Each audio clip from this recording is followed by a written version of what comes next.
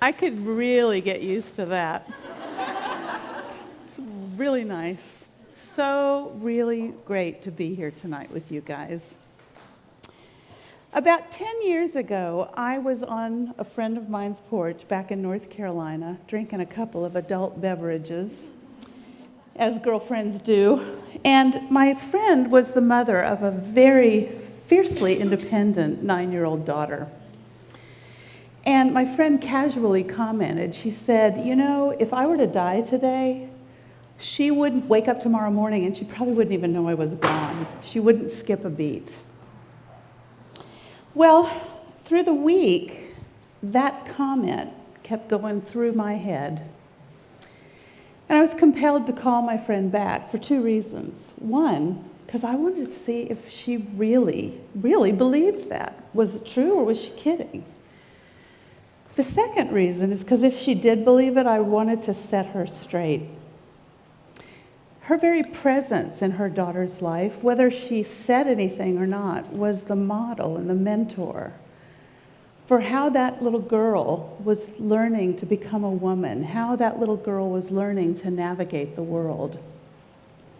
I call that the power of mother. When I was 9 years old, I came home from school one day to learn, very sadly, that my mother had passed away unexpectedly. She died of a cerebral hemorrhage, a Barry's aneurysm. It's a bleed at the base of the brain. Needless to say, it's a pretty sentinel event in my life in terms of who I became as a woman. To this day, there's a hole in my heart in the shape of my mother. Now, my mother was far from perfect. She chain smoked non-filter Pall-Mall cigarettes. She was always in a martini or a vin rosé. She was a lot of fun, but I'm pretty certain that she was a functioning alcoholic. But you know, those aren't really the things I remember about her. What I remember is that she tucked me in at night, she cooked dinner, she played saber dance on the piano, and my brother and I would go crazy. It was like, ah! It was, you know, I mean, did you guys have a mom like that? I mean, it's just great.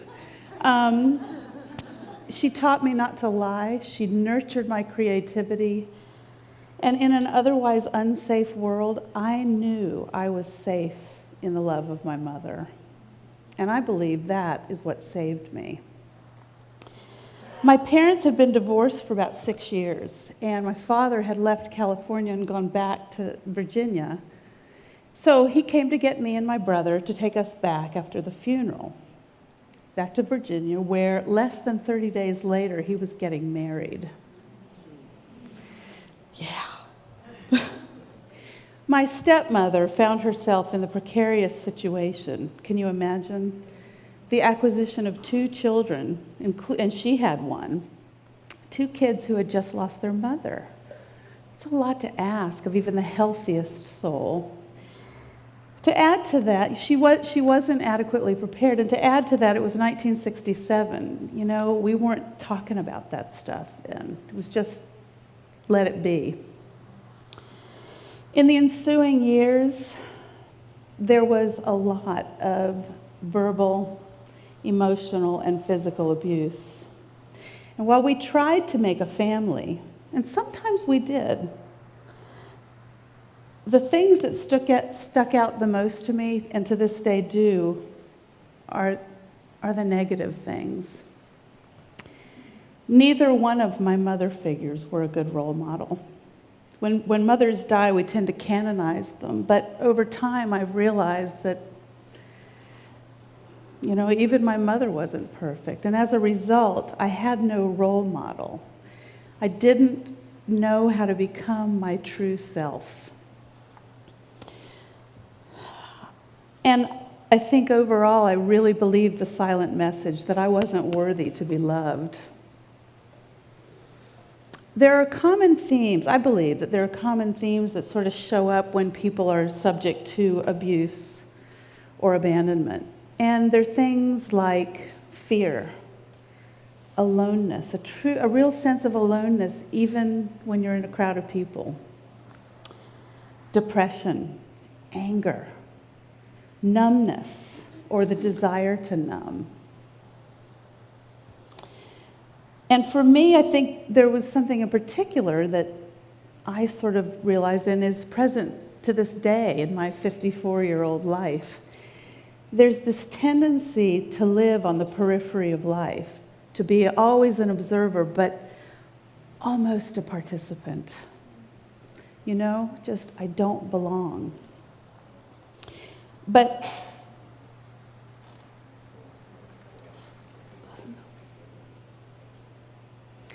now I suspect there are some of you, I wish I didn't suspect this, but I do. I suspect that there are some of you here tonight who can kind of identify with my story. Is there anybody here? The lights are so bright I can't see. But wherever our mothers fell on the continuum, whether they were Mommy Dearest to June Cleaver, none of them are perfect. So we go through life with some scars, some of them worse than others. But there comes a time in our lives when we need to get to the business of becoming who we were meant to be, to put that stuff down. And that becoming occurs when we step into the role of what I call self-mother.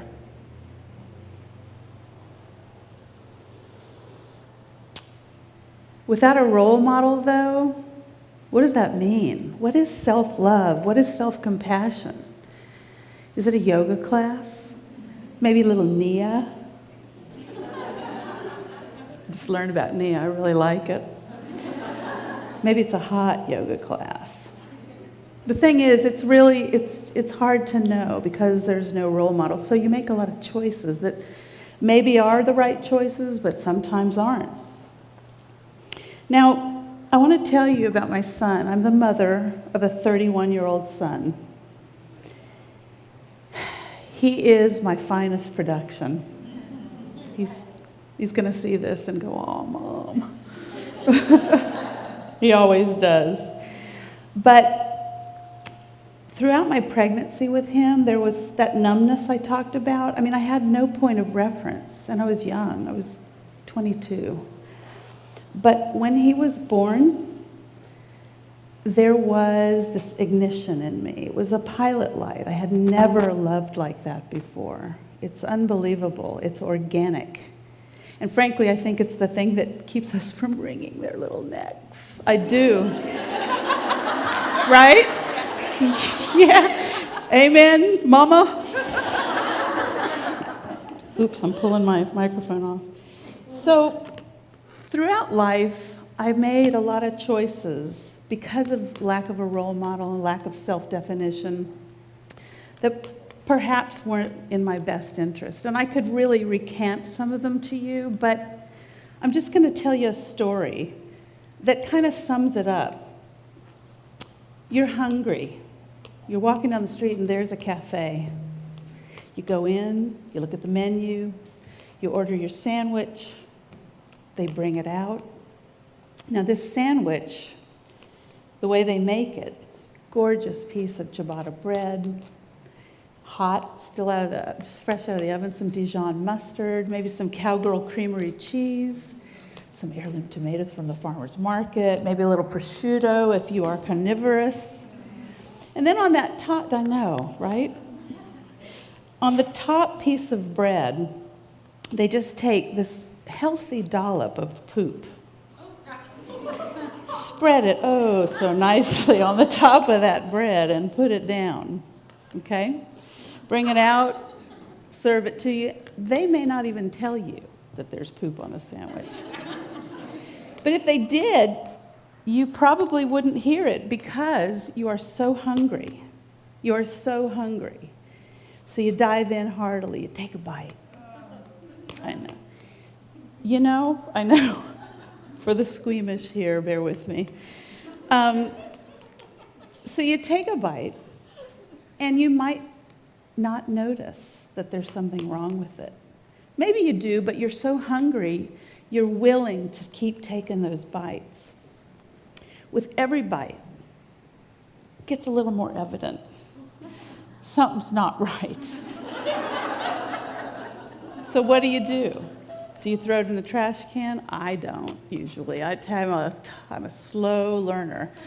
I'll go get a little mayo, maybe some more of that good mustard, doctor it up so it is palatable.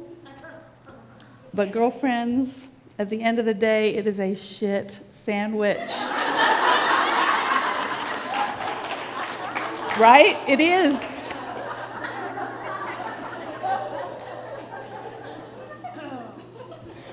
I bet some of you guys have eaten at that cafe. Could be a relationship, could be a job. It shows up in a lot of ways. Those unpalatable situations in my life that have shown up in my life, I've come to see them as what I call severe mercies. Because with every bite, it gets to a point. Those difficult situations got me to the point where I was so uncomfortable and it was so distasteful that I knew that I had to change.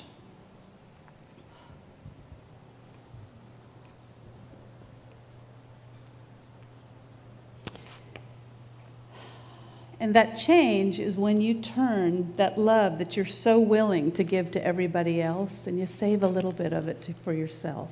It's self-love, it's self-compassion, and it's self-mothering. I've eaten enough of that sandwich to kind of figure out how to manage it. And I want to share with you just some practical things that you can do. I want to talk about the action of self-love. Because again, like I said, when there's no model, it's really hard to conjure it. So I'm going to tell you a couple things that I've used and I use to this day. Because I'm not better, but I am really getting there. So the first thing, when you've got to pee. And that sounds so silly, and you may think that I've got a little fetish about going potty, but I don't. I don't. But think about this situation. It's happened to me. I bet it's happened to all of us. You're sitting at your desk. It's the end of the day. You got to pee. You've had to pee for a while. But you know what? You got to get home because so-and-so's got to get somewhere or whatever. So you think, okay, I'll go to the grocery store and I'll pee at the grocery store. So you go in, you grab your stuff. You look at your watch, you realize, you know what, the dry cleaner closes in 5 minutes and I got to get there. I got that meeting in the morning. So you go to the dry cleaner, you pick your stuff up, and by the time you have driven across town and gotten home, your bladder is up to here and your teeth are swimming, and you finally allow yourself to sit down and get some relief. When you heed that call, it's just basic, it's natural physiology. But it's an anxiety that causes us to say, that's that little thing in our brain that says, you know what, I'm uncomfortable. Self-love, you just sit down and tend to it then. And what happens is it builds a construct, it builds neural pathways for a different outcome. The second intervention that I use very frequently is I look at myself through the eyes of my girlfriends. I've got some girlfriends, long-term girlfriends, who know me, really know me, good, bad, and indifferent. And, you know, I don't know about you guys, but when I hear the things that I say to myself and the way I treat myself, I would never, ever hang out with that woman. I wouldn't. And when I begin to hear her, I stop consciously and say, what would Debbie say? What would FC say? And it's a powerful tool because they would never, ever say the things that I said. And finally, the third thing, I am a fabulous cook, really good. And if I learned that all of you or most of you were coming to my house for dinner, maybe not tonight, but tomorrow, I really could go over to the farmer's market or Whole Foods or wherever, get something together and cook something, if I had a big enough pot, that would knock your socks off. So I like to cook for people. It's just another way of giving, living vicariously through my interventions. But recently I went to the grocery store, and it was for me. The cupboards were bare, I needed some food, and I went to the grocery store and I looked at all those gorgeous vegetables and I thought, I don't know what I want. It was really a wake up. So I stood there and I digested mentally every one of those vegetables. I looked at it and I said, this is a tomato. What does that taste like? No, I don't like that. Put it away. This is a pepper. You know, you get the point. And it's really, really an exercise of self-service and self-love and self-compassion. You might not have a clear idea of what self-love looks like, but if you start with these very basic constructs, you will be amazed at how your energy will change toward yourself. Now, if you have a great mother, you have reason to celebrate. You really do. Yeah, for their mamas. If your relationship with your mother is somehow compromised, or with your mother figure,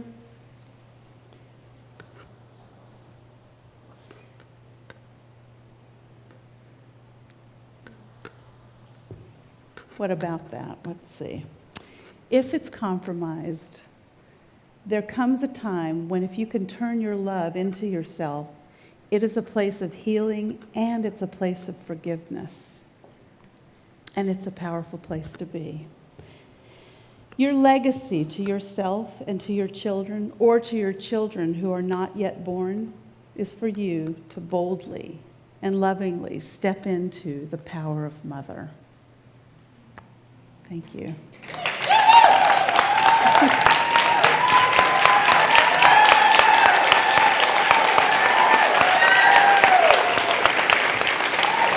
Thank you.